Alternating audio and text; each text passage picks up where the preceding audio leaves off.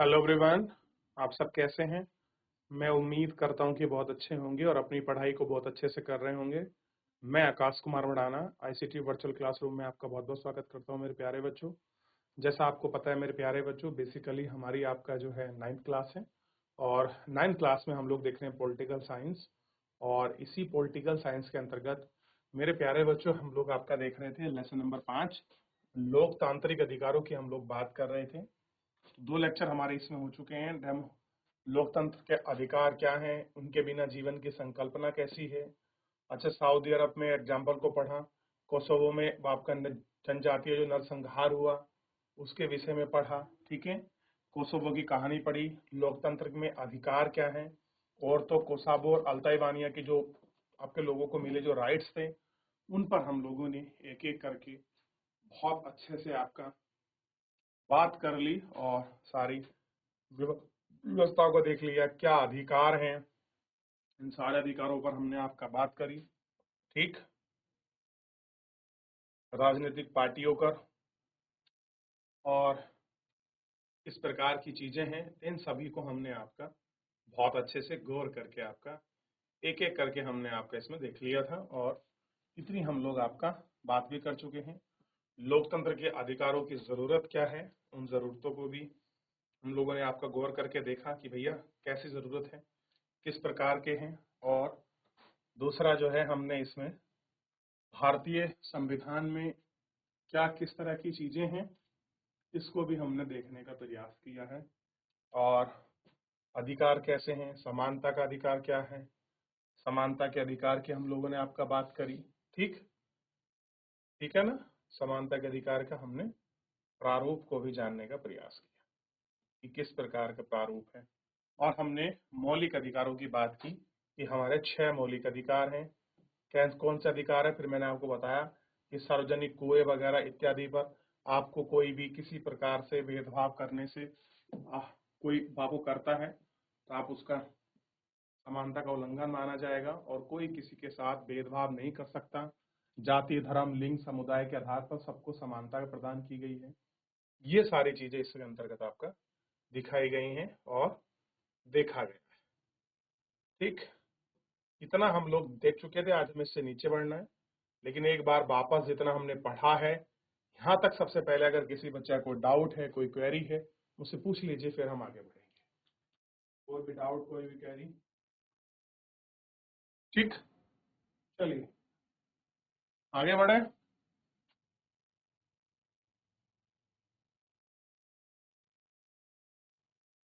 कैसे बढ़ते हैं?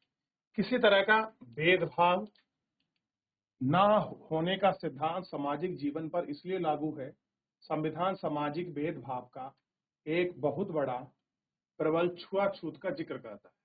कह रहे हैं जो हम बात करते हैं किसी के साथ भेदभाव नहीं किया जाएगा, असल में हमारे यहाँ भेदभाव से अलग सबसे ज्यादा चीज थी छुआछूत, यानी कि आपका डिस्क्रिमिनेशन।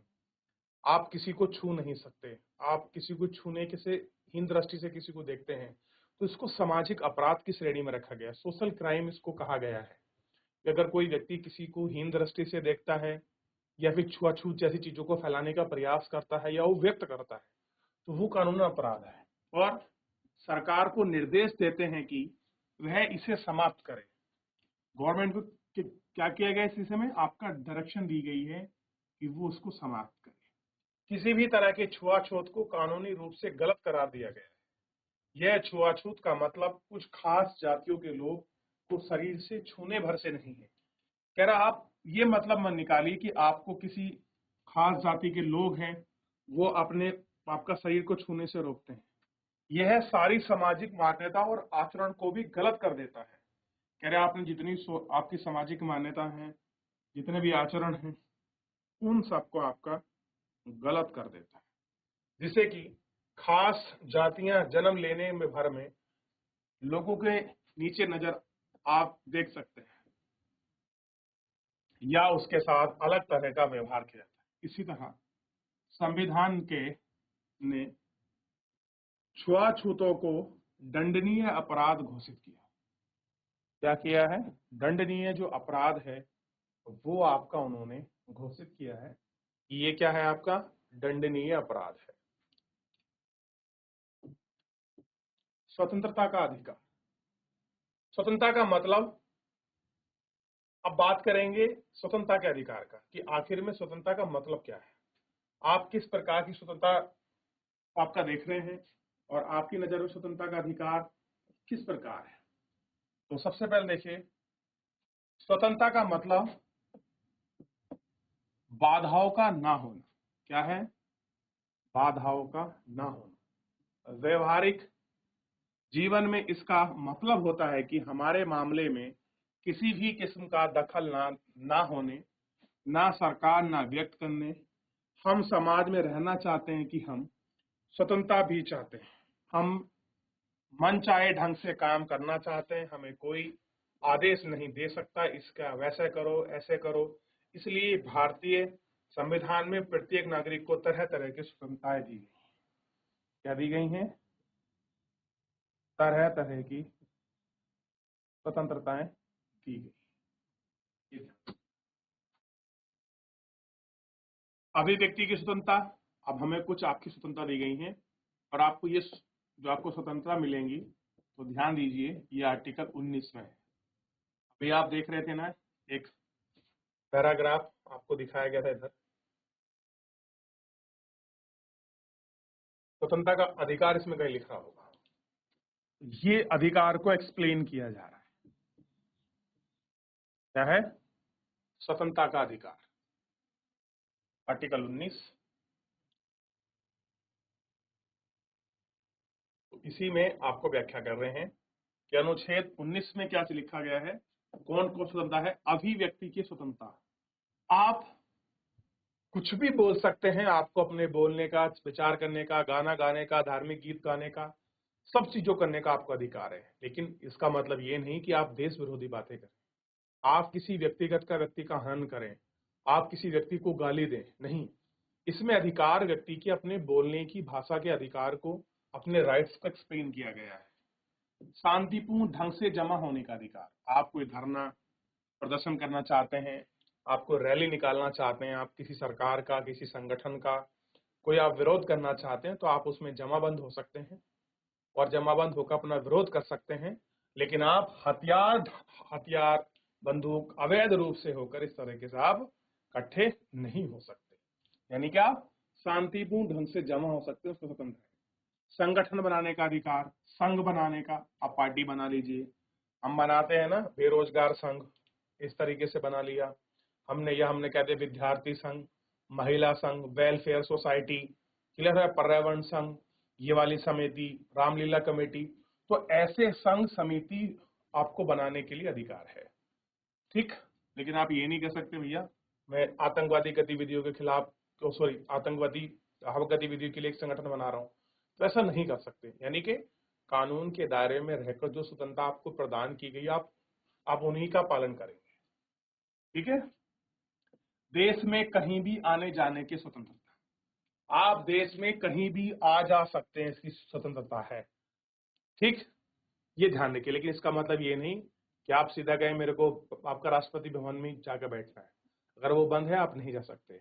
पार्लियामेंट चल रही है, बहुत सारी ऐसी गवर्नमेंट नियम है जहां पर व्यक्ति की स्वतंत्रता को समय समय के अनुसार बांधा गया है, क्लियर है। आप सीधा आप मुख्यमंत्री के ऑफिस में जाकर नहीं बैठ सकते, आप प्रधानमंत्री के ऑफिस में नहीं जा सकते। आप ये मत कहना कि सर देश में कहीं भी जाने की स्वतंत्रता है, तो बात एक अलग है। बहुत सारे ऐसे रिस्ट्रिक्टेड एरिया हैं, आर्मी के कैंट हैं, एयरफोर्स के कुछ सिस्टम है जहां आप नहीं जा सकते। यानी कि आपको स्वतंत्रता घूमने का मतलब है, आप अगर दिल्ली जाना चाह रहे हैं तो कोई आपको रोक नहीं सकता, आप विदेश जाना चाह रहे हैं कोई आपको रोक नहीं सकता। तो सिंपल है, देश में कहीं भी जाने की स्वतंत्रता इसमें शामिल है। देश के किसी भी भूभाग में बसने की स्वतंत्रता है, कहीं भी जाकर बस सकते हैं, रह सकते हैं। कोई भी काम करने, धंधा करने, चुनने या आपका पेशा करने का आपको स्वतंत्रता है। आप चाहते हैं यार मेरे को वकील बनना चाहिए, वकील बन सकते हैं। डॉक्टर बनना चाहिए और डॉक्टर बन सकते हैं, इंजीनियर, जो आपको बनना है। बस आप ये मत कह दीजिए कि मैं मानवों के अंग बेचकर अपना काम करना चाहता हूँ। यानी कि आप ऐसे काम नहीं कर सकते हैं जो आपका लीगल नहीं है। आप केवल वही काम कर सकते हैं जो आपके कानून के अधिकार के तौर पर हमको प्रदत्त हैं या प्रदान किए गए हैं। तो अगर आपसे पूछ लिया जाए कि हमको कितनी प्रकार की स्वतंत्रता मिली हुई है, तो 6 प्रकार की आपको स्वतंत्रता दिखाई देंगी। 1, 2, 3, 4, 5 और 6। इसको लिख लीजिए, हमें 6 प्रकार की स्वतंत्रता इसमें देखने को मिलती है। याद रखिए कि स्वतंत्र नागरिकों को स्वतंत्रताएं प्राप्त हैं। इसका मतलब यह हुआ कि आप अपनी स्वतंत्रता का उपयोग नहीं कर सकते जिससे दूसरे की स्वतंत्रता का हनन हो। यानी कि आप ऐसा कोई उपयोग नहीं कर सकते कि आपको स्वतंत्रता दी गई है, आप उस स्वतंत्रता से दूसरे की स्वतंत्रता का हनन करें। यानी कि मेरा मन है, मैं स्वतंत्र हूं, मैं रात को 12 बजे तक आपका डीजे बजाऊं, लेकिन बगल में अगर कोई पड़ोसी सो रहा है तो उसकी स्वतंत्रता भी तो हनन हो रही है। तो हमको ऐसा काम करना है, ऐसी आपका जो हमारी स्वतंत्रता है वो जीनी है जिससे किसी व्यक्ति की दूसरे की स्वतंत्रता का हनन ना हो। क्लियर हुआ? ये हमको ध्यान रखना। आपकी स्वतंत्रता सार्वजनिक परेशानी अथवा अव्यवस्था से पैदा नहीं कर सकती। अगर आपकी फ्रीडम से किसी को परेशानी होती है, अव्यवस्था होती है, तो आप नहीं कर सकते। आप बस अपने लिए आजाद हैं, दूसरों को परेशान करने का ना हो। आप आजाद हैं, इसका मतलब ये नहीं कि आप दूसरों को परेशान करेंगे। स्वतंत्रता का मतलब असीमित मनमानी करने का लाइसेंस पा लेना नहीं है। इसका कारण समाज के व्यापक हितों को देखते हुए सरकार हमारी स्वतंत्रताओं पर कुछ किस्म की पाबंदी लगा सकती है। अभिव्यक्ति की आवाज हमारे लोकतंत्र एक बुनियादी विशेषता है। अभिव्यक्ति की बात कर रहे थे, कह रहे हैं कि अभिव्यक्ति आजादी की हमारे लोकतंत्र की बुनियादी विशेषता है। अभिव्यक्ति आजादी में, यानी कि अभिव्यक्ति का मतलब क्या है? बोलने से, लिखने से और कला के विभिन्न रूपों में स्वयं को व्यक्त करने से शामिल है। यानी कि अभिव्यक्ति का मतलब है बोलने से संबंधित है, आपने कुछ लिख दिया, आपने कुछ कला बनाई है, ये उससे संबंधित है। दूसरों से स्वतंत्र ढंग से विचार विमर्श और संवाद करके ही हमारे विचार और व्यक्तिगत का विकास होता है। आपकी राय में दूसरों से अलग हो सकती है। संभवतः है कि कई सौ लोग एक ही तरह का सोचते हों, तब हम आपको अलग राय रखने, व्यक्त करने की आजादी है। आप सरकार के किसी नीति या सरकार संगठन गतिविधियों की असहमति रखते हैं। आपने माँ बाप, दोस्त और रिश्तेदारों के बीच बातचीत करते हुए आप सरकार की किसी नीति या किसी संगठन की गतिविधि की आलोचना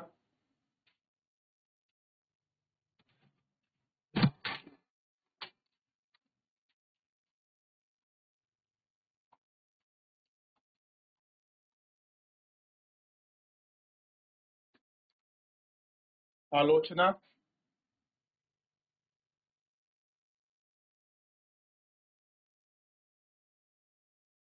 करने की स्वतंत्रता है।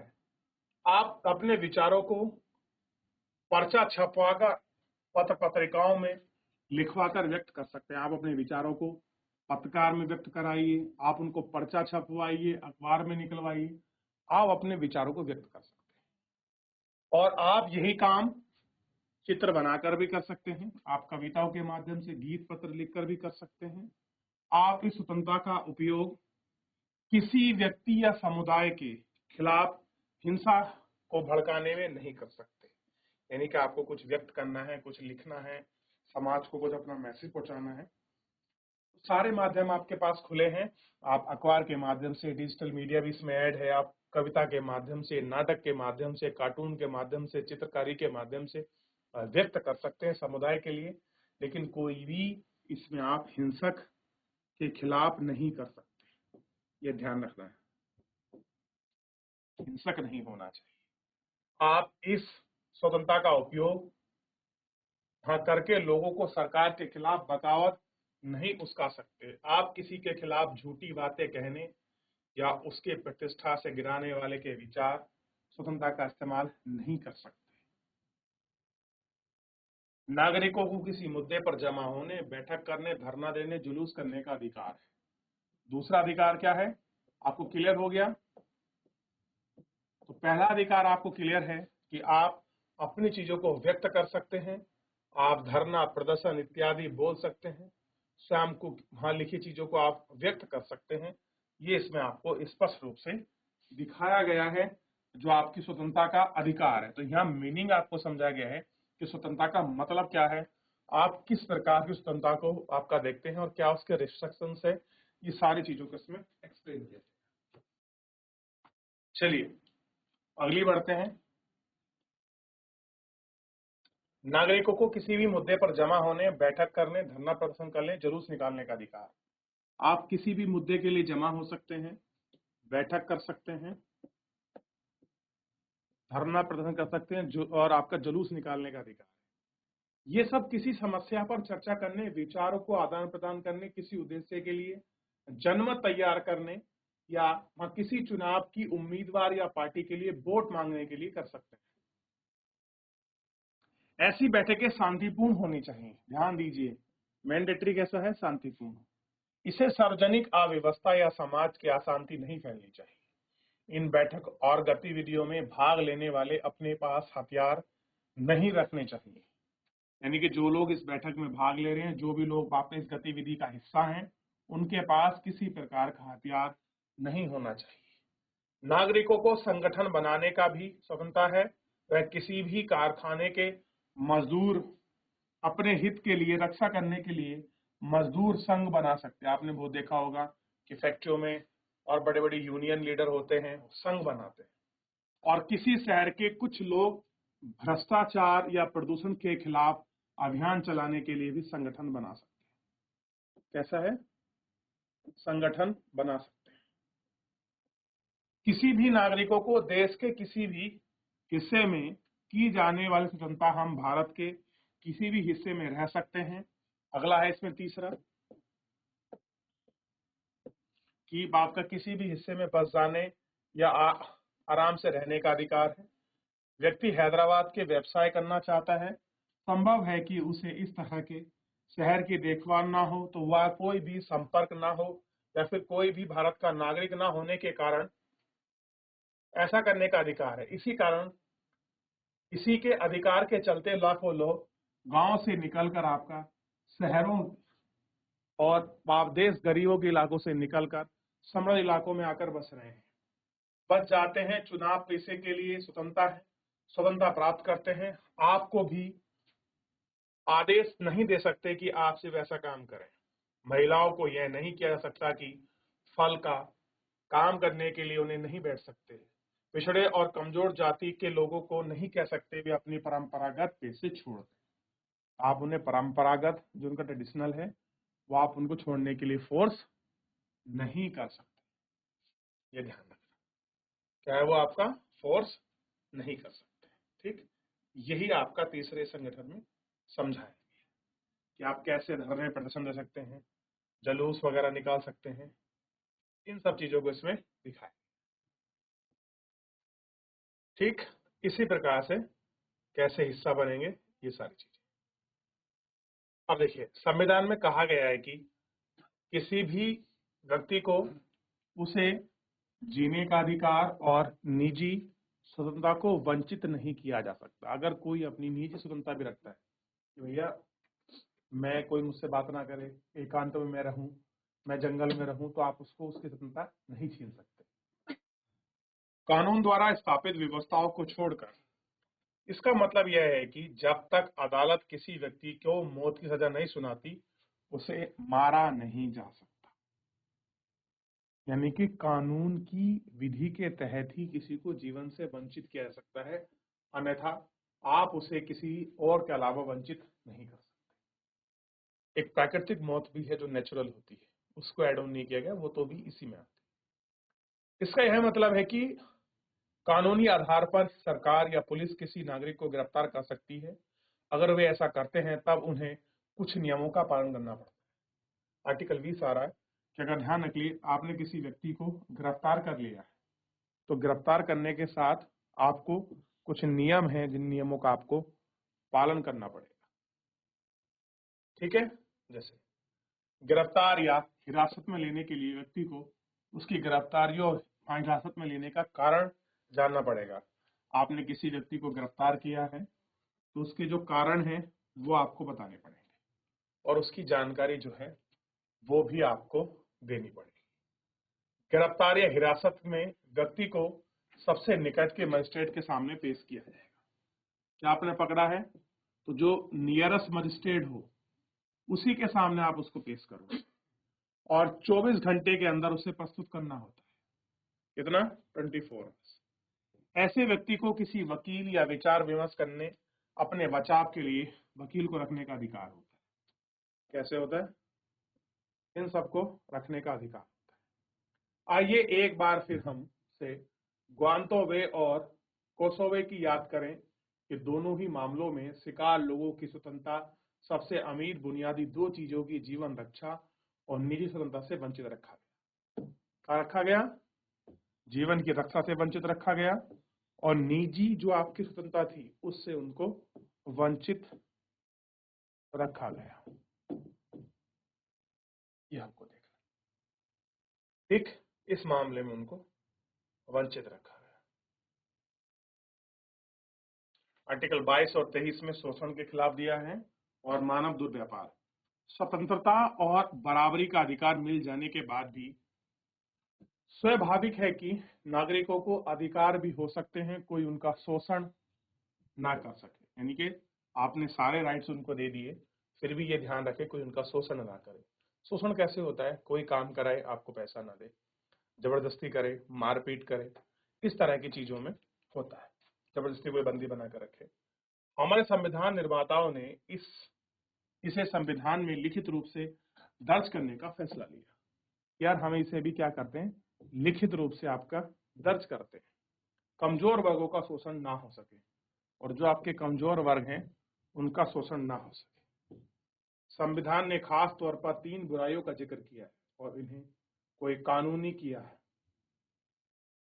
पहला है, संविधान मनुष्य जाति के अवैध आधार का निषेध करता है। आमतौर पर ऐसे धंधों का शिकार महिलाएं होती हैं। कैसे होती हैं? महिला होती हैं जिनका अनैतिक काम के लिए शोषण होता है। दूसरा, हमारा संविधान किसी भी बेगार या जबरन काम लेने का निषेध करता है।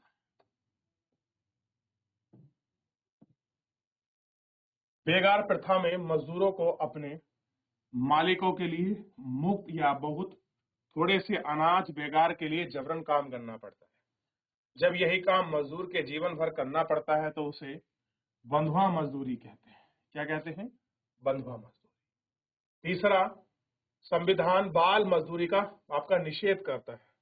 यानी कि बाल मजदूरी, 14 साल से कम आयु के बच्चे से आप काम नहीं करा सकते। ठीक, किसी कारखाने, खदान या रेलवे, बंदरगाह जैसे खतरनाक काम में कोई भी 14 वर्ष से कम उम्र के बच्चे से काम नहीं कराया जाएगा। एज ध्यान रखिए। बहुत बार आपने देखा होगा चाइल्ड वेलफेयर आपकी सोसाइटी बनी होती है, मानव अधिकार का काम करती हैं, वो लोग आपका घूमते रहते हैं कि कोई बच्चा किसी होटल, रेस्टोरेंट या किसी के घरों में आपका काम करता हुआ ना पाया जाए। इसी को आधार बनाकर बाल मजदूरी को रोकने के लिए अनेक कानून बनाए गए हैं और इसे बीड़ी बनाने, पटाखे बनाने, दिया सलाई बनाने, प्रिंटिंग और रोशनगार जैसे कामों में बाल मजदूरी का काम आपका शामिल है। ठीक, ये सारी चीजें इसके अंतर्गत आपका रखी गई है। तो इतना आपको ध्यान रखना है कि शोषण का मतलब क्या है और ध्यान रखना है कि इसमें मानव जाति का अवैध व्यापार भी निषेध है। ठीक, ध्यान रखना है। चले तो बच्चों, फिलहाल जो है हम लोग आज के लिए इतना ही विराम करेंगे। मिलेंगे नेक्स्ट लेक्चर में। तब तक आप ध्यान रखिए। आप करते ही 24 आर्टिकल तक में हो गया है। शोषण के विरुद्ध अधिकार और बाल श्रम, बाल मजदूरी यहाँ तक देख चुके हैं। बाकी शेष हम लोग नेक्स्ट लेक्चर में देखेंगे। फिलहाल आज के लिए इतना ही। धन्यवाद।